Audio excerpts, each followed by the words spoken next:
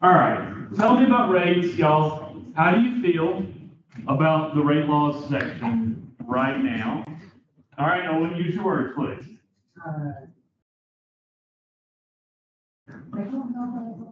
Okay, that is fair, actually. So, Allison, what do you think they're likely to see questions wise? And one of the reasons I'm asking her this, right, is that Allison has not seen this semester's exam. Okay, so she can feel free to like guess at anything because she doesn't know what's going to be on your exam. Does that make sense? So, in a general sense, and from knowing me and do think, gaining the system and trying to think about what I'm going to ask also, right? What would they expect to see on the rate law section of exam 2, and also where might they go to see some of this?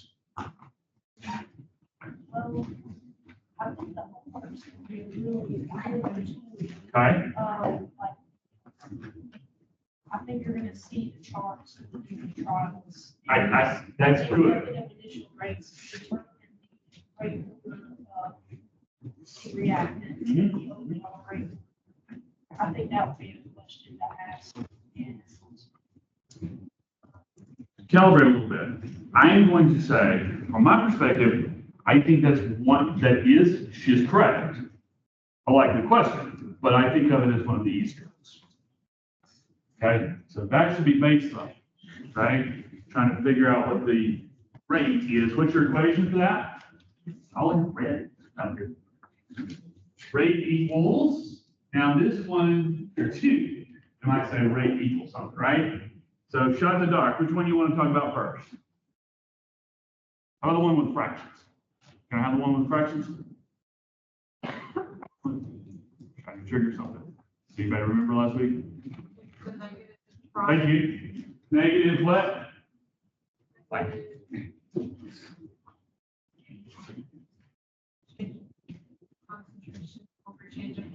Agreed.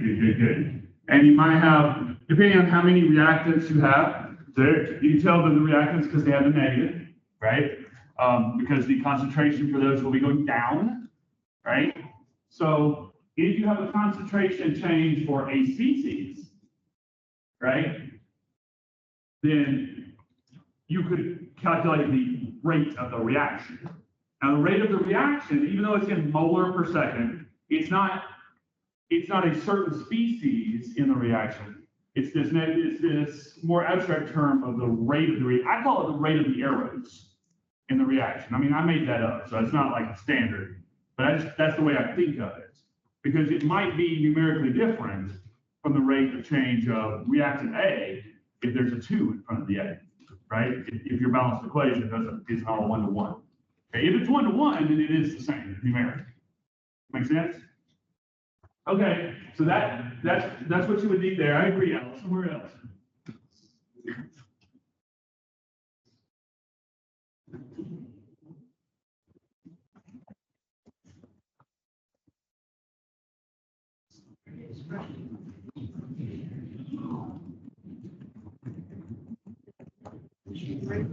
Oh yeah, very good. So I might give you, let's see, not that one. Let me go scroll down. These are the questions at the end of chapter 12. And this, let's see. Yeah, this is a good one. I might give you something like this. Here's the tank. Right? Yes? And so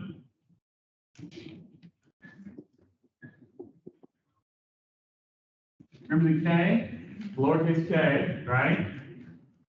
We have in this one, number 25, there we have NO, and we have Cl2. So, both those reactants. Yes. Yeah.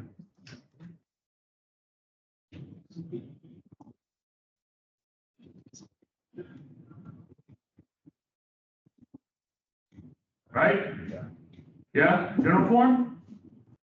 Expect a question that says, here's the data, find K, find X, find Y, go. All right? Does that make any sense? Do expect that question.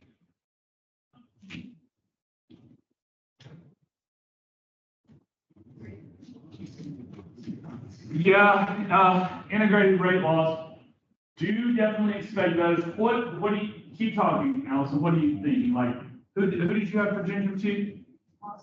And so what did you see for questions on his exams, like about it? I know it's been maybe a while. Yeah. You have to match curves, like what the graphs look like. Y'all know I love graphs, right? So hint, hint.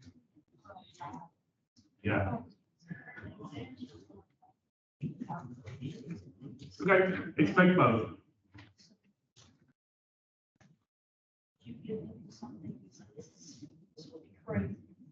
Something I would guess it. You're crazy. But, give them a question when they have to find X and Y and K. Agreed? They have to say, okay, what's the overall rate? Yes. of this reaction? Yes. And use that. Yes. Integrated rate laws, like maybe, Okay, almost. Yes, to a certain point there. However, the graphs, when you make the graphs, she's right that we apply it to overall. And I guess definitely would ask, what's the overall rate? How are you gonna find the overall rate here? X and Y, in this case, because that's the only two things. There might be three reactants and you would add X, Y, and Z, right? Okay, yeah. So good. Yes to that point. However, you've got to be careful on the graphing side, because when you graph it, what are you graphing it against? And so a lot of times it looks like you're only graphing it one thing, and I might tune the questions where you're matching the graph so that you're only dealing with one reactant to kind of simplify that idea. So with that bond liquid, so going for 25, since NO has 2, and would it be like the change of NO over the change in 10? Oh, and it's a beautiful, tricky answer. Okay, y'all, what Kiara said is actually, if you took a standardized test on this, which you will, in the semester, right? It's one of the favorite trick answers, so you'll need to be aware of this. If the coefficient on something is a 2, like in this case, the NF, there will be an answer that says a 2 for X and cannot guarantee it. Okay, does that make sense? And they'll probably, I don't know what those questions are going to look like ahead of time, right? But they will probably layer it so that there's a 2 in the stoichiometry and that the correct answer is like not 2. Okay, depending on how they set the data. You cannot guarantee rate order from stoichiometry. All you can do is run the reaction, get the data here, and see what the rate order is. It might be 2, it might be 5, it might be 2.17. Okay, you cannot guarantee. Yeah, it's an excellent question, but you cannot guarantee that. Now, next thing before we're going to start today, equilibrium, you can. I love equilibrium. Okay, but rate laws you cannot. So rate laws, you've got to use the data to do it. Okay, now expect on the exam some of these X and Y's for you to be able to find them from the shortcut, and at least a couple for you to not be able to find them from the shortcut, have to do the whole logs thing. Okay? So what's the shortcut say? Let's see. Looking at for number 25, the first experiment and the second experiment, look at what they did with the CO concentration, what they did. Why is that important? All right, so then why does it matter there? And then we can say, hey, we doubled the NO concentration. What did it do to my rate? Did it double my rate? Oh, it did. I doubled my concentration. Oh, what did it do? Wait a minute. Is there a way we can get there? You can do logs, but maybe you don't have to for 2s. 2 to the n equals 4. 2 to the second. So it's second order n. Right? So now, just without doing logs, well, you kind of did a log in your case, just didn't realize it. But without doing logs on a calculator, you just found it's 2. Because you doubled the NO concentration, and 2 to the second is what happens with your rate, right? Therefore, you know that X is second power. Okay, now let's see if we can figure it out here. How can I figure out Y here on the CL2? Which experiments do I want to use? Why not 1 and 3? That's the correct answer, so don't back up. You're right, so stay with it. Why not 1 and 3? So you can get some of the concentration. Yeah, because look, 1, you double this and this. You don't want to change 2 variables. So 2 and 3, now I can cancel out this X, right? So X is out of it. Okay, what happened? What happened? So what's Y? What? It's 2 to the first. Gives you 2. Does that make sense? A much simpler way than logs to find X and Y here. Natalie, you seen it? Well, I just have a question. Like, when the numbers aren't exact, what about like rounding never round? Like, right, if it's like 2 point, like. I do not acquiesce, never, no. Yes, you do. How do you decide when to round and when not to? Experience. I'm sorry. So, and actually we get that wrong all the time in the real world, right? A lot of things, there's an article of, I think I have an article up for you here on this article right here. And there's some discussion in that article, I think, about having made the rounding and maybe it's not justified. Right? And so if it is like 2.05 when you do the whole logarithms thing, probably won't round it. Right? If it is 2.33, no. If it is 2.12, I don't know. Depends on what else is going on. And then you got to go, that's where you got to go into the research deep and try to figure out, well, what else could we do? What else could we test? What are we not thinking of? What are we missing? Does that make sense? Now, for you, for a more practical example on my exams, it depends. If you're looking at a multiple choice thing where it says that the order is 2 or 3, okay, then rather it's 2, right? But if you're looking for one where you're filling it all in, it's not multiple choice, and you're like, no, it comes out to 2.15. Say we are 2.15. Does that make sense? And if it's a written one, we don't round it off. We still take the. I'm still not going to say don't round it off. If you get 2.03, you probably should round it, right? Write out your reasoning, write out your thinking. Remember, I want you to be a scientist, not an operator, right? I'm not trying, you're a chemistry major. I'm not trying to train you to drive the car. Trying to train you to think outside the box and build a better company. Okay. Yes. So, something became like a cost in our SI session on Monday. So to find the X and the Y, we need to take the logs, right? If we could just do it. Agree. Sure. But some people like my calculator doesn't allow you to do like the substitutes. And then Yeah, you don't. Okay, so you may need to change base, but probably not. I just do natural logs for the whole thing. Yeah, like if I need, it goes, it's gone pretty good.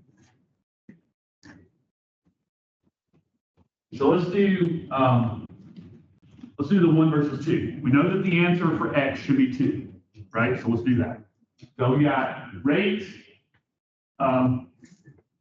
is 4.56 equals K NO raised to the X. NO is 0.5, CL is 0.5 raised to the Y. I'm going to divide that, division mark, by 1.14 equals K 1.01 to the X, and then still 0.5 to the Y. Okay, everybody see this okay? Where I'm going to go with this, right? And I think that you might have been trying to do natural log of 2 here. here maybe, right? Because of the rate difference here. Yeah, Would you not use one, like the first one's 4.56 and then one raised to the x instead of the 0.5? oh, did I mix? Yeah, okay, wait, did I mix them? Yes, good catch, good catch. But so the concentration in experiment 2 goes this rate, yeah, good catch, good catch. Now what's right? That helps. Okay. All right, cool. So when I do this, divide here and I get what? You already did it, right?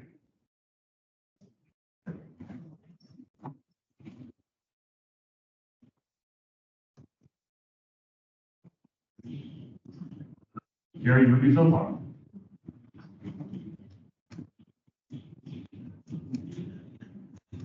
Zero 0.5 to the y, 0.5 to the y, I don't care what y is. Because whatever y is, we got the same thing as cancels, right? Okay, cancel. Now I've got 1 to the x over 0.5 to the x. Am I sneaking up on your question at all? Yeah. Okay. Okay. So far so good, y'all? Bring it over. So there, more people can see. So I've got 4 equals 1 to the x over 0.5 to the x. I'm going to do my rules of exponents trick here. And this is not, I think, y'all asked your calc people, I think I'm about to use the term incorrectly, but it kind of looks to me like I'm factoring out the exponent. I think that's probably the wrong way to say it, isn't it? The right way to say it. But it kind of looks like that, right? So I'm taking 1 to the 0.5 all raised to the x. I know that it works. I mean, I know the right term for it, but I know that I'm allowed to do that. Okay? Does that make sense so far? Okay? So, well, 1 over 0.5 is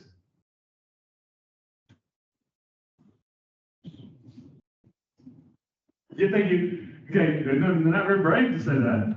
I hope that was in your, yeah, 4 equals 2 to the x. And here you would take the log base 2. Is that what you were trying to do? Yeah. Okay, cool, but you don't have to.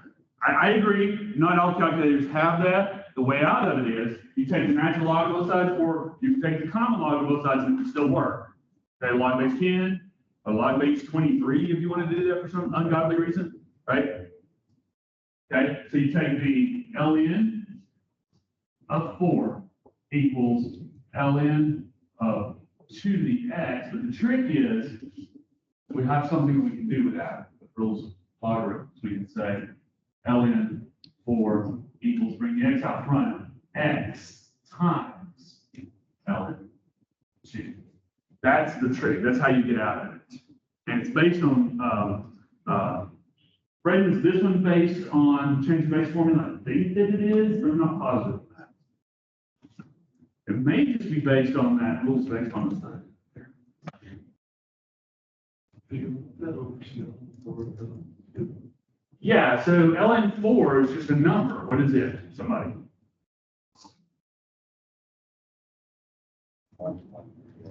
1.38 x times ln of 2 is also a number.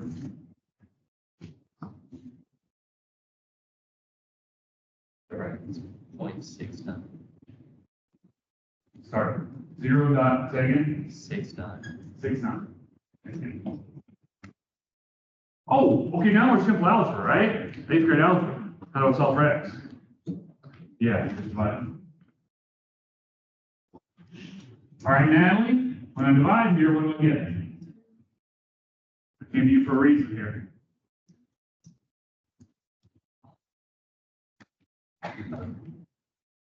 Oh, no. Did it work out perfectly? Give me three six on that LN2. What's that? 6, 9, what? 3. 3? Okay. Now divide.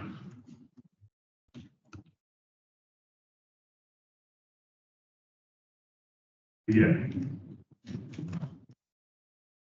1.9. 1.99 equals X. Natalie, should I round it? Does that make sense? Okay. Yeah? All right. Beautiful. All right, that was good. That was good. Y'all had a good beginning of the week, I think.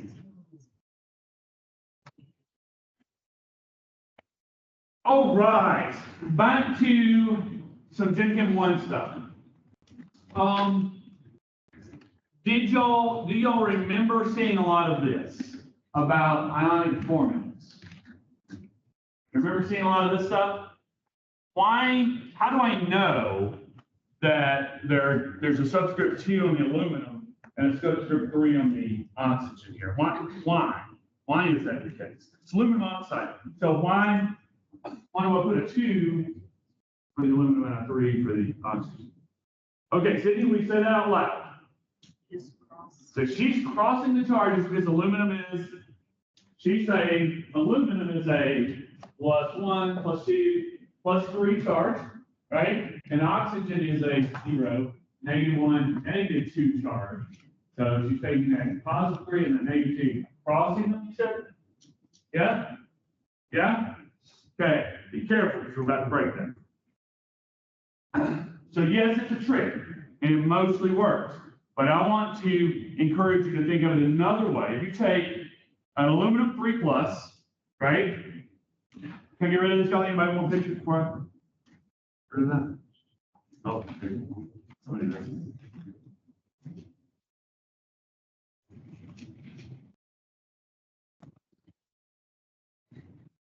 All right, Murph has some pictures in case anyone needs. So if I have an aluminum cation, Al3+, right? What if I tried to staple just one oxygen 2- onto it? Is everything happy and copacetic at that point? Why not? Yeah, I've not balanced my charges, not neutralized it, right? And in Gen Chem 1, we tell you need to do that. Oh, is too much positive or too much negative in this case? So I need more negative. Cool. I'll just staple on another oxygen. Just the negative. Now is it happy? No, Wait, why not? now it's negative. Oh, crap. So how about, all right, let's give them one aluminum. How about we got an aluminum here, now I'm out, right? No? Why not? Now, you want to go back the other way again? All right. Give it another. Yeah. Okay. All right. Y'all see what I did there? And it seems kind of middle schoolish, right, and iterative to get there, but I need you thinking in terms of that for where we're going next. Okay? So it's still what Sydney said, we get aluminum 2, O3, at least in Gen Chem 1. Okay? All right.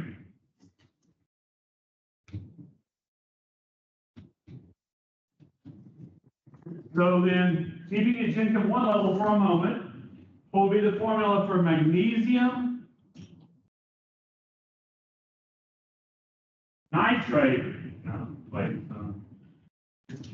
Magnesium nitrate. What would be my formula? Not magnesium nitride, totally different thing. Magnesium nitride is a really good thing to coat saws with to make it super hard. Magnesium nitrate is not. It's a kind of greenish crystal that dissolves perfectly well in water. So yeah, totally different properties.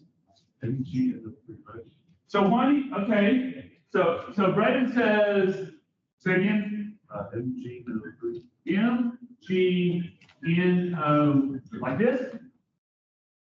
You need what? Can't just have 2 nitrates. No, 2 nitrates. 2 nitrates you can have. So he wants to have 2 nitrates. Let me put a parentheses around this. Ah. Yes, it is. Yes, it is. Probably one on your cheat sheet. Yeah. got polyatomics on your cheat sheet until they're just old hat, right? Okay? Make sense? How about sodium carbonate?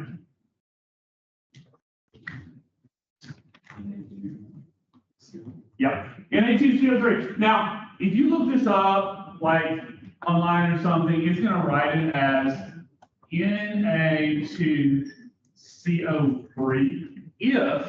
If you wanted to write it in parentheses, it would technically be better, but nobody does. Okay, so, but there's certainly nothing wrong with putting the parentheses there if you want to. Okay, make sense? How about aluminum sulfate? AO2, SO4. Yeah, Al2, and then SO4, parentheses with a subscript 3 on the SO4. Make sense? Good? Easy, right? Good, somebody break. Sorry.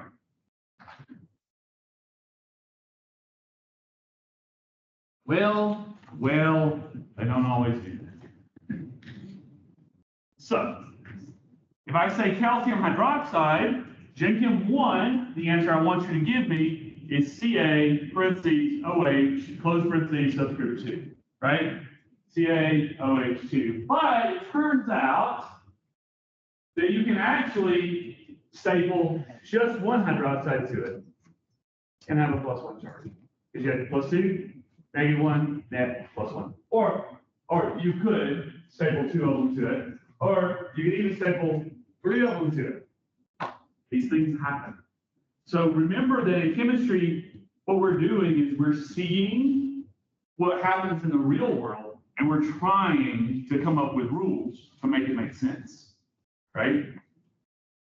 Because we've always done this. We've always come up with rules to try to make things make sense. Biology folks, y'all did it too, right? You come up with rules to try to make things make sense that didn't, right? Like, oh, you were messing around with a dead body and now you're dying from horrible disease. It's because of the demons. Well, no, right? But we came up with bad explanations sometimes, right? To try to figure it out. So we're still trying to come up with the explanations to figure out these things, but it's because of real things that we're trying to make descriptive, that we're trying to turn into an understanding, a theory of this stuff. We're going to do this in a lab, and I think this is where it comes up, because in Chem1, I say we've got iron 3 plus, and we've got SCN1 minus. Well, obviously, you want to staple 3 of these on here, right? This not happens in the lab. What happens in the lab is you've got iron 3 plus, SCN1 minus, and you staple 1 of them. And then we look at it. You can force 3, but it's hard. Okay? Make sense? A little bit? Try to preview for you.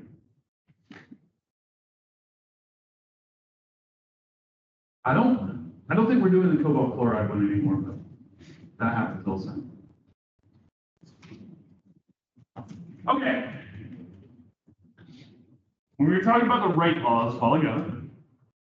If I look at this guy as a rate law problem, right? Now, Jared, what you were talking about is trick answers would say that we know that the N2O4 is going to be first order and the NO2 is going to be second order. We can't know that. Right? We don't. In this case, I've given you a rate law up there that does, in fact, have it in first order, but we wouldn't necessarily know that without running the investigations. Okay?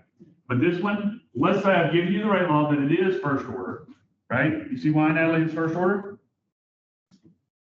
With respect to N2O4? Or am I getting that?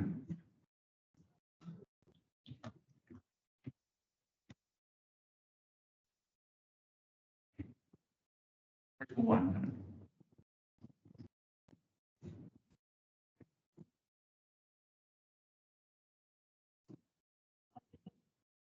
Yeah, it has an implied 1 for the power. All right. Cool. So you can also tell from the second minus 1 on the rate law. But, okay. Well, if I graph it, what's it going to look like?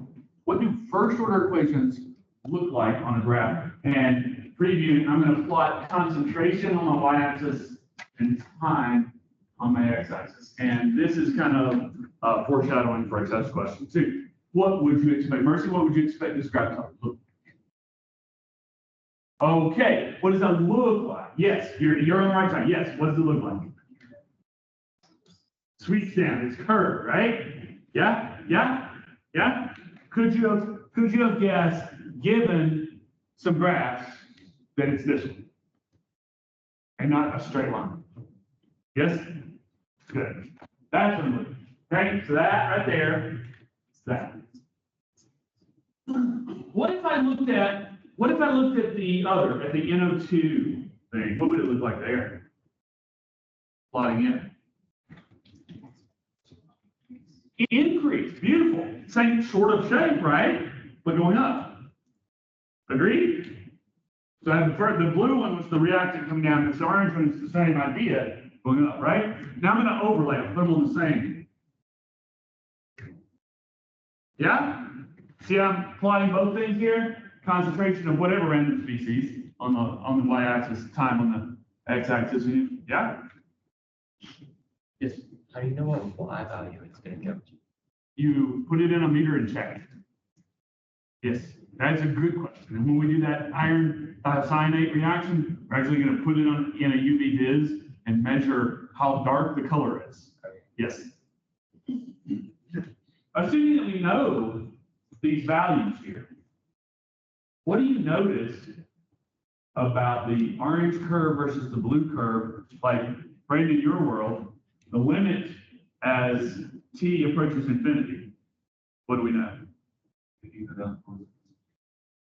So tell them what you mean by asymptote, because not everybody has had that necessarily.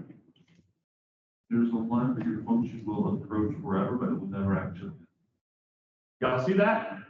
In this case, right? So I'm plotting this orange curve, and I've gotten to, let's say at 3 seconds. What's my orange curve value? What's my product value? Mercy, what would you say at 3 seconds? What would you estimate that as? Okay, 7.9. Let's say she's right there.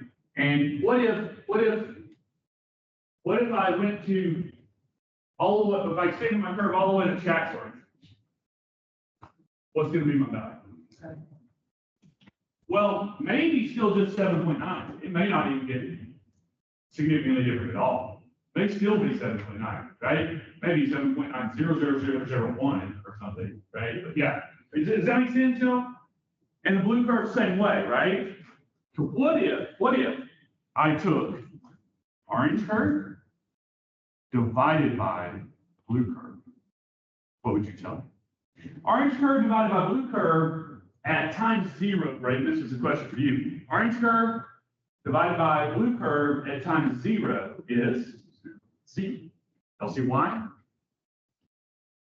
Okay. How about orange curve at 0.5 divided by blue curve at 0.5? What do we get? 0.5-ish. Okay. What about at 1 second? Orange divided by blue. What do you get? Okay. What about at 1.5 seconds? You see where I'm going with this, right? What is it at 1.5 seconds? So, Natalie, what's your orange value at 1.5 seconds? Ish. Okay, 6.6 divided by what's blue? 6.5. Agreed? 6.2. Okay, so divide. You get what?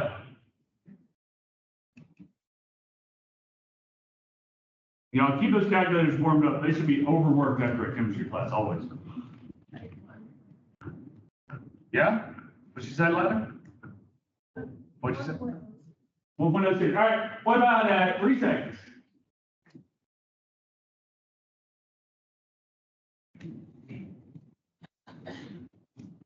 See it? Begin. About like 1.25. 1.25. What about at 4 seconds? Say, 1.25. What about at 4.5 seconds? 1.25. What about at 27 years? 1.25. See where I'm going with that? Okay? That's the point of equilibrium.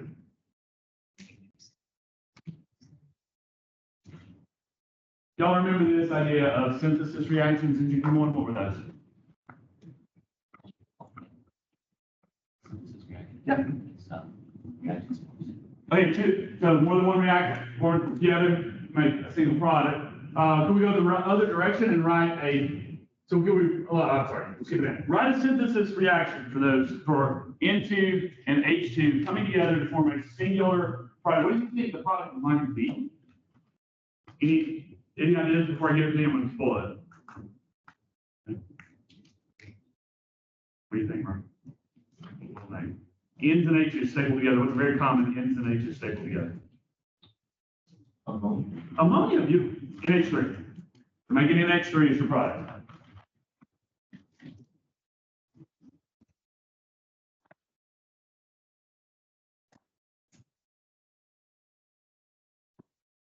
What is your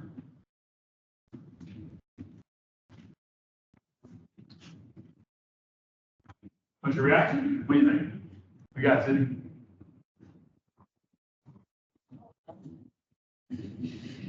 Well, what's one of my products? Oh, what's one of my reactants? From the top. Huh? I don't. Look at the top one. Nitrogen. All right, N2 plus. And what did we say it was going to go to? NH. You happy with it like that, Cindy? No? What would you like to do to it?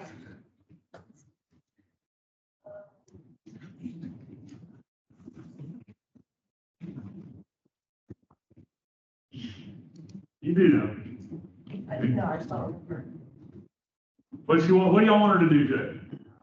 Yeah, balance it. Okay? So don't forget your balancing, y'all. It comes up a lot.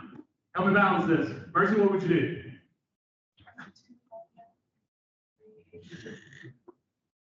Okay? All right, can we go the other direction? Could we write a decomposition reaction here?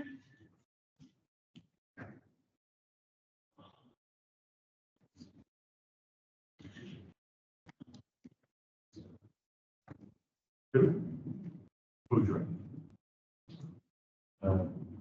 2NH3 goes to.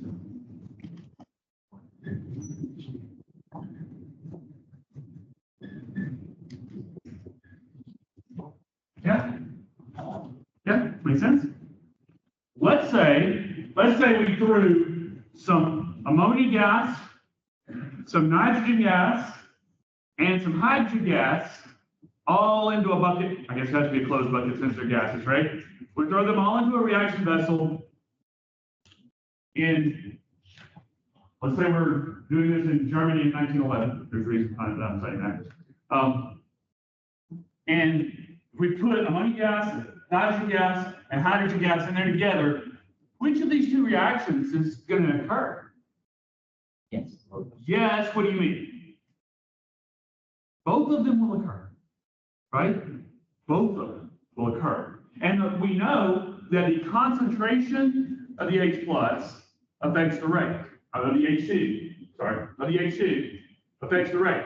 The concentration of the nitrogen affects the rate. The concentration of the NH3 affects the rate, right? We know these.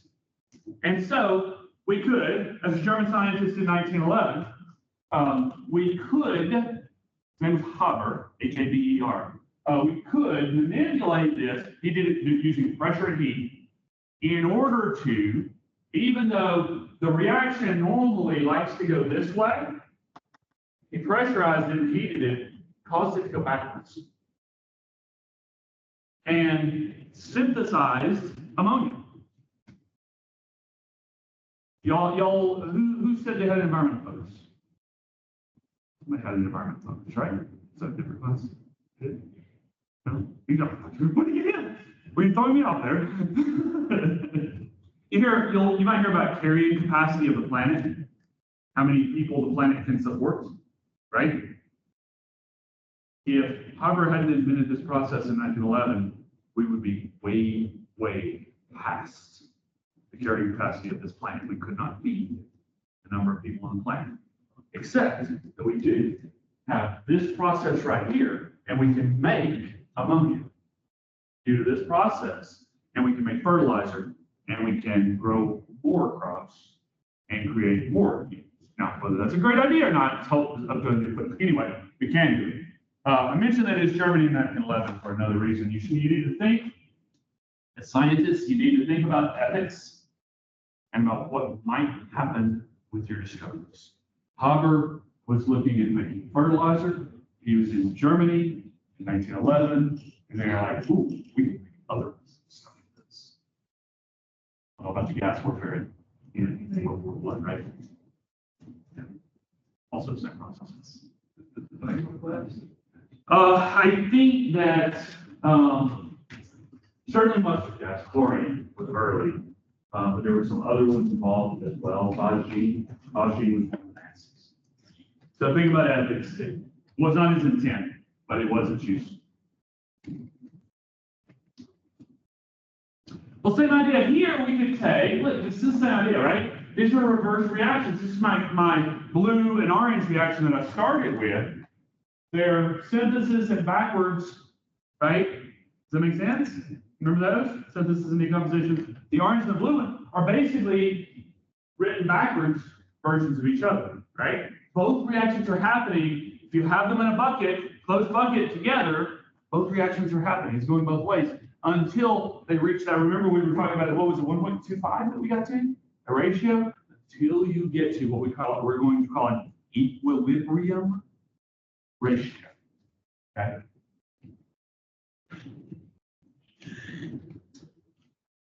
And somebody said, you asked, I think? How do we know? Yeah, the line back.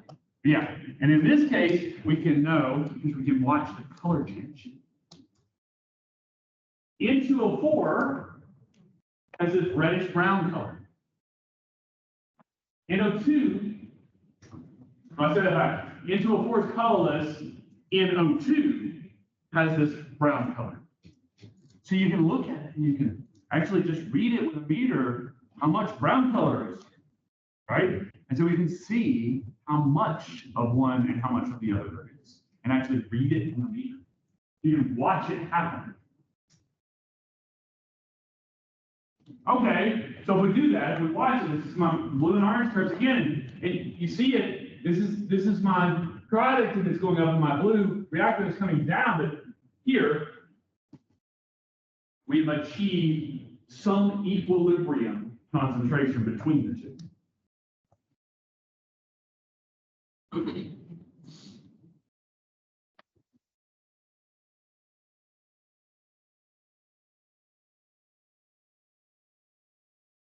Looking at this right here, so it's talking about the rates, looking at this statement right here, what do you think, Miriam, what do you think on an MCAT if they're making tricky answers, right? Because they're gonna give you answers to try to trip you up, right?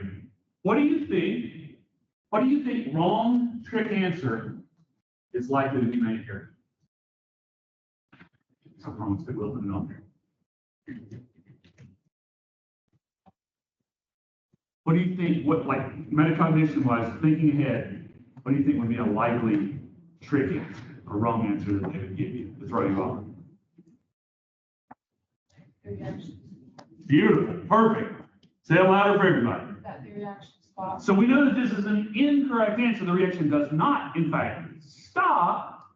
It's just that it reaches a point where the rate one direction is equal to the rate of the other direction. The reaction doesn't stop. It just reaches an equilibrium, so they're going at the same speed. The concentration change stops, okay? But the reaction does not stop, and it is a very common wrong answer.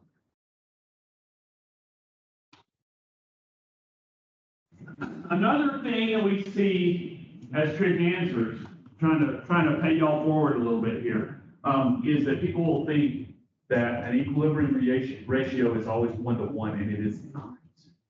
Okay, here, this graph looks like the equilibrium concentration of the reactants and the equilibrium concentration of the products is about the same, but that's not always true. Here, this is also equilibrium achieved, right? And they don't look like they're the same. The equilibrium is usually not 1. Okay, they're usually not the same concentrations. Yes, there might be some random reaction that has an equilibrium constant of 1, but I don't know what off the top of my head. This is what Miriam just said. Both reactions are in fact still occurring. The magic is that they're occurring now at the same rate.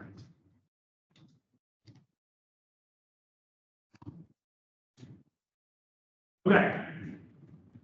Soak that in for a minute. Math is coming. Okay. We're about to start the math part of this, and I warned you before about equilibrium in general, and I'm going to warn you again now. This math part, these quotients coming up, this is my favorite part. So keep me working. Yeah, I can get it. But yeah, so the presentation Monday, they sent me a list of what they wanted me to cover. 4 things. Buffers, Henderson-Hasselbalch, ice tables, and common ion effect. Oh, hey, y'all lean into my strengths. Go ahead. I love this stuff, y'all. I really do. I love it. I'll get kind of crazy. Y'all have to pull me back. Just slow me down, okay? We ready to do the math? Ready to do no one? All right. There will be a lot of fractions. I know I'm using the F word. I'm sorry. Right? Reaction quotient. Okay, so this Q value that we're talking about is a way to express where your reaction is, and it's taking all the products, concentrations of all the products, and we're dividing here, ratioing it to the concentrations of all the reactants. Okay? So when I started out, oh God, I may flip the colors here, I don't mean to. When I started out, I did blue divided by orange, the right direction. What is orange divided by blue? Yeah. I don't remember which colors it was, y'all, but products divided by reactants, okay? So a lot of times in chemistry, we're not consistent with things, but lucky for you, in this case, we are. It's always products first, I'm always sorry. Almost always products first and reactants second, right? So when you do enthalpy, it's products minus reactants. When you do equilibrium, it's products over reactants, okay? So that at least is good. You know, we'll take the consistency when we can get it, right? So products over reactants. Conceptually, you see where I'm going with this, right? It's going to get more complicated, but just conceptually, you would. Yes? Okay. Here's where it gets a little more complicated now. Now, as Kara was talking about at the beginning of the class, now those stoichiometry coefficients are starting to come into play, right? Because if I have a reaction, this is my reaction up top, little a being the coefficient on reactant A, and little b on reactant B, etc., right? So I take my products, because all my products though, so product C concentration, importantly, raised to the C power with a little c here, the power is the coefficient on the balanced equation on product C. Okay, so when I balance it up top, this guy right here is my balance. Does that make sense? So let me do it with this one right. Let's see. Let me just get rid of this guy right here. And let's say the Q, this guy, Q, reaction quotient for this, how would we write it? What would you like to write first? Somebody, one thing. Tell me one thing to write.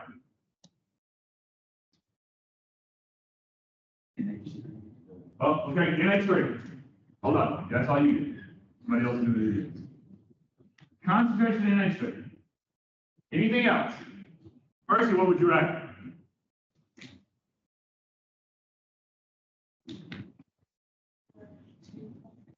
Where do you want me to put my 2?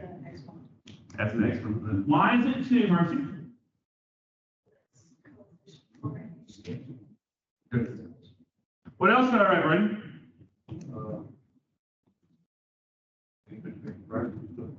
The bar? Yeah. The divisor bar or something? Yeah. Okay. Yeah. What else did I write?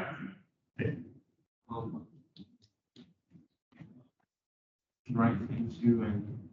Okay, let's just, okay, where do you want me to put my into? On the bottom. On the bottom. Concentration into. And you said also the H2? I need that.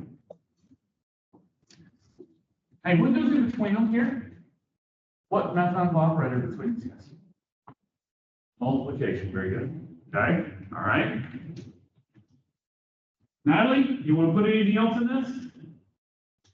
One more thing that we really should, right? I guess there's a second thing we could, right? But one more thing we really need to. Yeah. You definitely need this 3 as a third power on the concentration H plus. All right, H plus. On the concentration H2, been working with acids and clients. Yeah. And we could put a 1 on the N2 concentration, but usually it's understood. Make sense? Does that make sense how we write these? Q's, right? Yeah? So you can write a Q. And that's really what we were doing when I was talking about what is the ratio, Natalie, when you were doing like that, right? You said it was 0 to start with, and you calculated it again, it was 0.6, and eventually it stabilizes at 1.25, right? We were calculating Q as the reaction progressed. Does that make sense? There's like no constant. Say again? There's no constant. That's what? Constant? Going to be a bunch of constants. There's no multiplier for this, no. There's no K, but there's about to be a K. All right. Good so far without it, though, Natalie? Yeah, it's just the Q. It's just the ratio of all the products over all the reactants.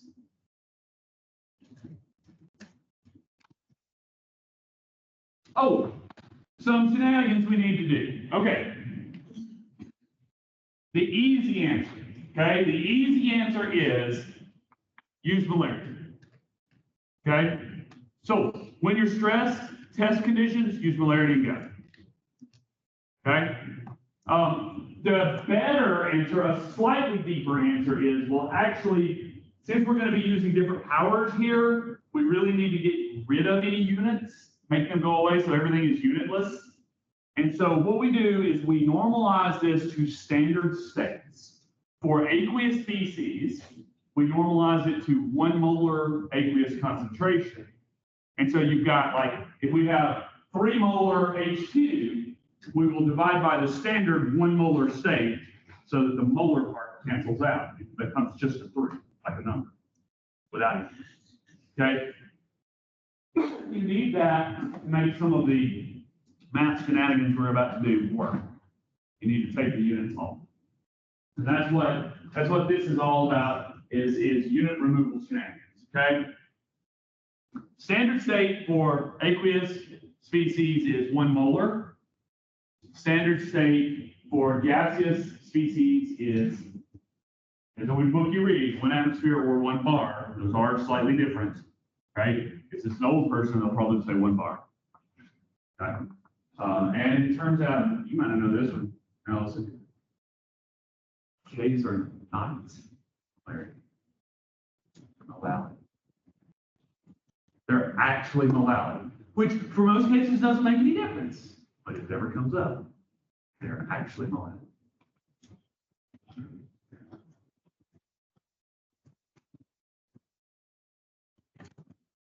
Oh, why do I want to do powers on this, right? Well, here's the justification for why I want to raise it to a power. So really, H2 plus I2 goes to 2HI. I could rewrite it as H2 plus I2 goes to HI plus HI. Does that make sense? Well, if I did it that way, it would be natural to write HI times HI in the numerator. Agree? HI squared. This is why we raise it to those coefficients. Okay.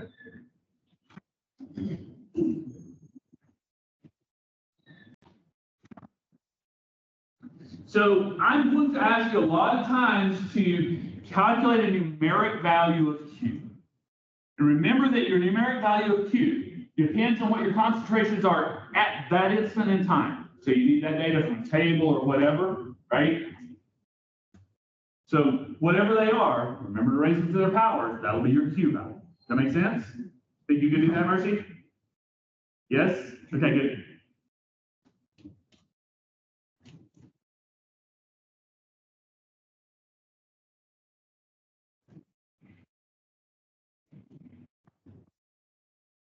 What if we started a reaction, okay? And I mixed in A and B, whatever they randomly are. Do you see why I'm making the statement here that concentration C and also concentration D are equal to 0? Do you see why I'm saying that? One.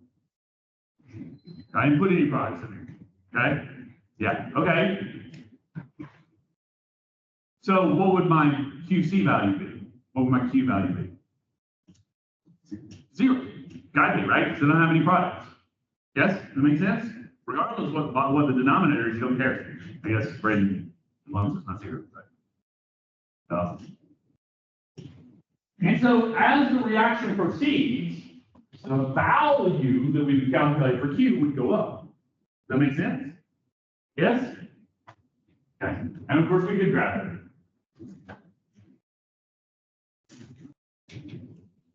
And it will eventually reach, this is what we were talking about, some equilibrium where that Q value no longer changes. And if you're sort of graphing it, but graph I don't like this. I don't think it would be, I think it would be straight up right here. I stole this from either your book or from Chang, but I think the curve is wrong there. But anyway, this is the important part up here, where it would level out like we did at 1.25, right? It would level at some value. Might not be one, probably will be 1.25. Some value out there is going to level out and it's going to reach equilibrium, right? So that would be just tracking the Q over time. If you plotted it, it's going to eventually reach what Braden called an asymptote earlier, right? Yes?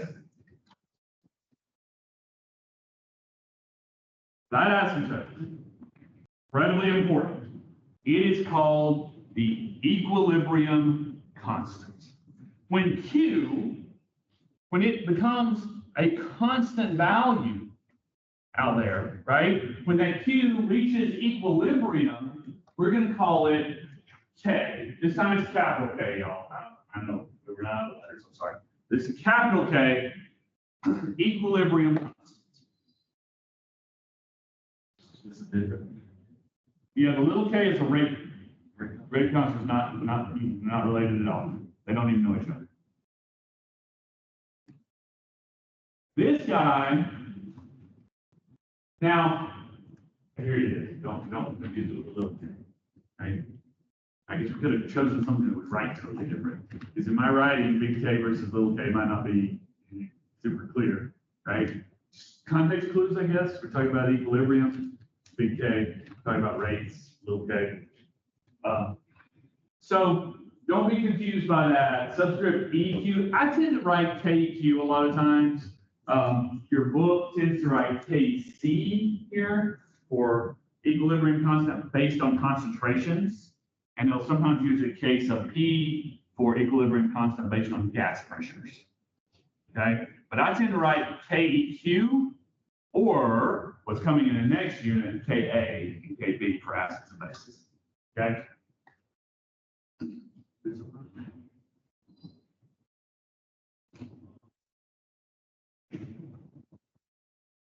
Let's see how we calculate a K value of Lect. What do you see here? How do we calculate a K value? What's our setup? It's exactly. It is because K is a Q.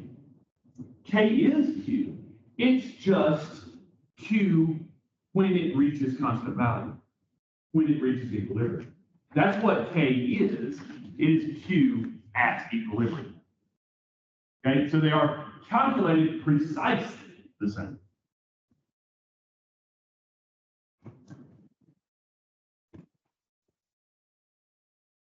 They are, in fact, temperature dependent. And that's going to get a little complicated. Okay, so we'll get to that. If they're gas reactants, it'll also be pressure dependent. Okay, so you can have pressure dependence, temperature dependence. There might be other dependencies that we don't talk about very much. You think of anything else in there that you would want to put in dependency wise?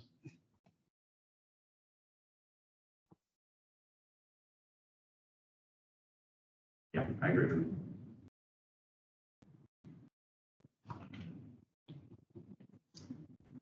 Okay, one of the things you're going to see when you're calculating these, I suspect, because I've seen it in a lot of classes before, you're going to calculate a value and you're going to say, oh, I must have done something wrong because this is too stupid large a value.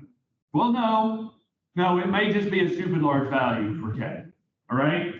Or you might go the other way and, oh no, it's an incredibly small value. No, the K value may really be 1.234 times 10 to the negative 35th. That might be a valid answer. Okay, so don't just think it's automatically wrong because it's some strange answer. In fact, foreshadowing, there might be situations where you're going to encounter Q values that your calculator refuses to calculate because they are too large or too small. This will happen.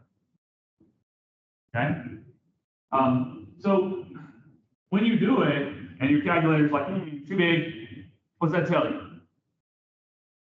That the Q value is what? If the Q value is too big, Kara, your calculator says, I'm not calculating that, it's too large a number. What does that tell you about products versus reactants? Where are they in your fraction?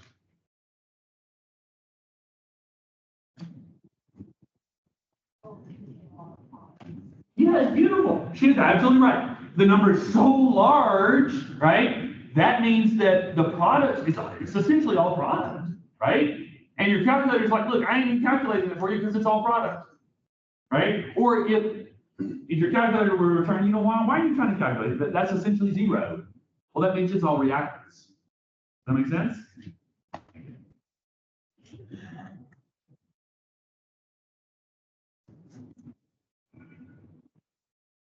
We're going to ask a lot of questions like, given these values, so if I say the red up there, that the Q value right now is 5. Remember, no units here, right? Because these are unitless, because we cancel out our units. So the Q value is 5.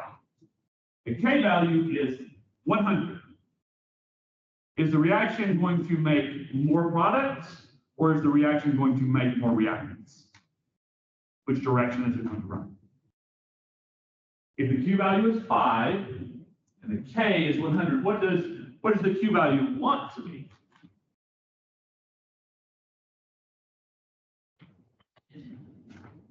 What value is the Q going to want to get to? 100. The Q value wants to reach the K value, right? It's not there, so Kira says it should do what? It should make more product. It should shift to the right. Okay? Make more product because what's happening?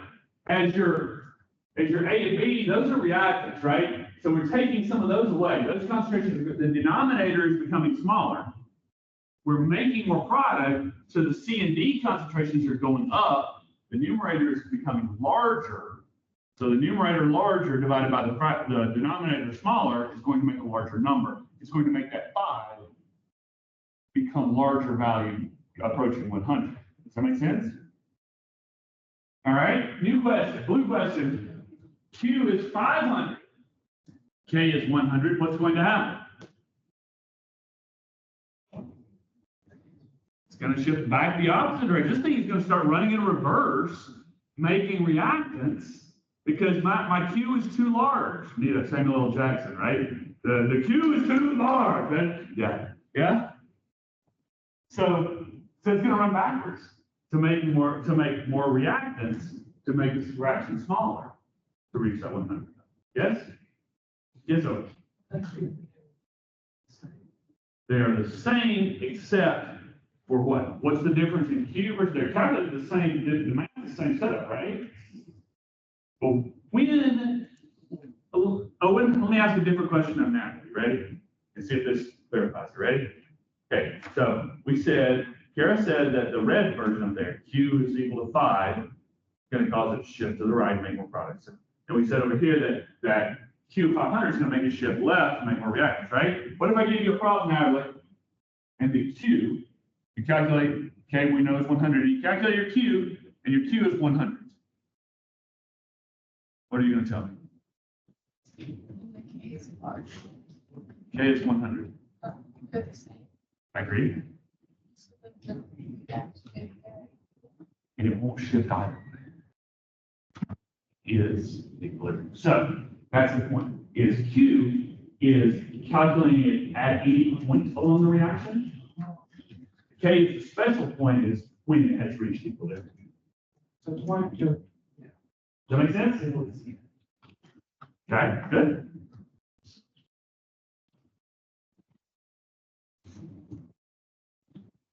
This is the same thing you just answered. It's just coded in math speak a little more, right? Right? So if Q is less than K, what happens?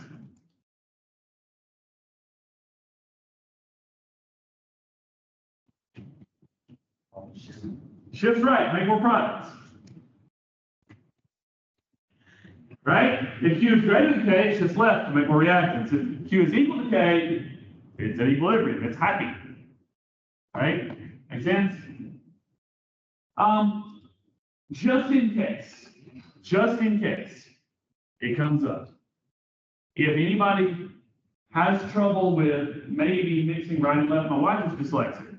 So I think of things like this, right? So if shifting right versus shifting left is a thing for you, if you want to be sure, say it that way and say, make more products. I'll read that as shifts right. Make sense? So don't, however, please don't give me a situation where you cause me a problem. Say, it shifts left to make more products. All right. That doesn't work, okay? You're giving me a contradiction. Don't do that. Pick one. Okay. All right, so let's try another thought experiment.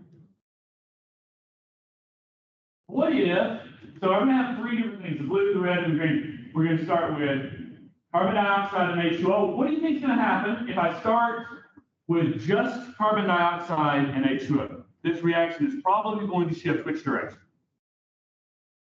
Yes, Mike. Say it out loud to everybody. So what's it going to do to try to make it okay? It's gonna. Yeah, it's going to make more products. Shift to the product side. I like that. That works, right? Because that's clear. Shift to the product side. Yeah. Okay. Red one. What if I started with just CO2 and H2? Say it out loud here. It's going to make more reactants. It's going to shift to the left, right? Shift to the reactant side. All right. Green. What if I start with some CO, some H2O, some CO2, and some H2? Which way is it going to shift? Beautiful. Say it loud. It would depend on like how much you have. Yes. No, we got to do some calculations to see, right? I can't just do this one without running the calculations. This graph, I believe this is from y'all's textbook. Is this yes? From y'all's chapter? Nobody knows? Anybody ever seen this before? Okay. This is saying the same thing that we just did, right? Here, it's color-coded CO and H2O, right? Those are the reactants. This is all reactants. Mixture 2 is all products. And mixture 3 is our green scenario that Miriam was saying, well, we don't know yet, right? We're going to have to calculate. It's got some of all four. That's what I'm trying to show here, okay? Now I'm going to take this a step further and show you. Oh, and this is when Q does finally, right? The ratio shift.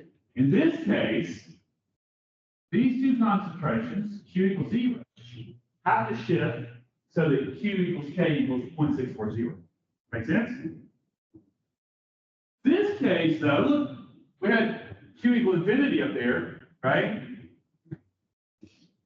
But it shifted and made some more reactants such that Q equals K equals 0.640.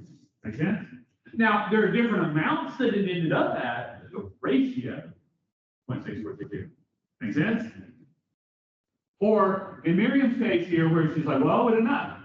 And graphically, they're trying to show how much bigger the reactants here are and a little bitty bit of products. And so, but the point is that it ended up with 0.640. Okay? Amy Mercy? She's still staying, trying to absorb that? If they're all the same compounds, why isn't it the same concentration that we usually will read? Because there's nothing driving it to be the same concentration, it's the concentration ratio that matters. For instance, have your biology, yes? Which flavor of biology do you like? Okay. Who likes critters? Any of my biology people like critters, like frogs? Like frogs? You do. Okay. All right, Lori. So Lori's got a frog experiment, right? This is Jurassic Park thing. Y'all remember the Jurassic Park thing? What was the problem in Jurassic Park? Yeah, it's not, but so frog DNA has this ability to switch. And so when they met the dinosaurs, I mean, the females, frogs have a way, right? Lori, what do? They'll shift. If there are not enough females in the population, some of them will shift to become females. Reproductively successful females, right? And so it doesn't matter how many there are, it matters about the concentration of them relative to the males. Make sense? And so it's just a more concentrated system, so it can be the same concentration, the same ratio.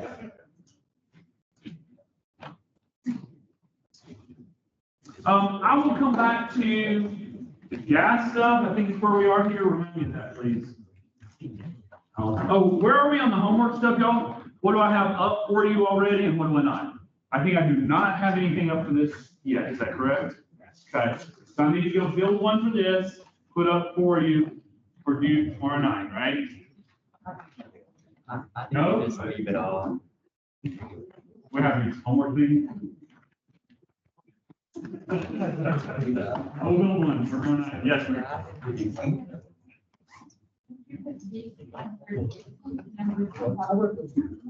It would. Try.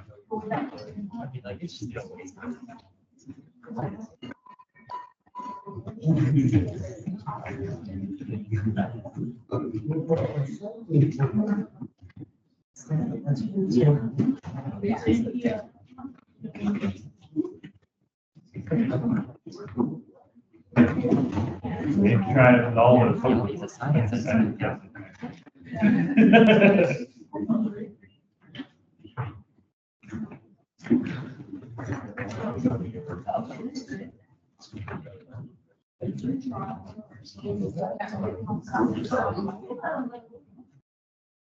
Actually, I don't know. Like, So good.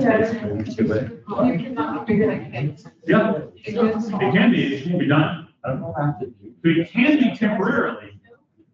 It's just, that there's going to be a driving force that's going to try to force it back. So,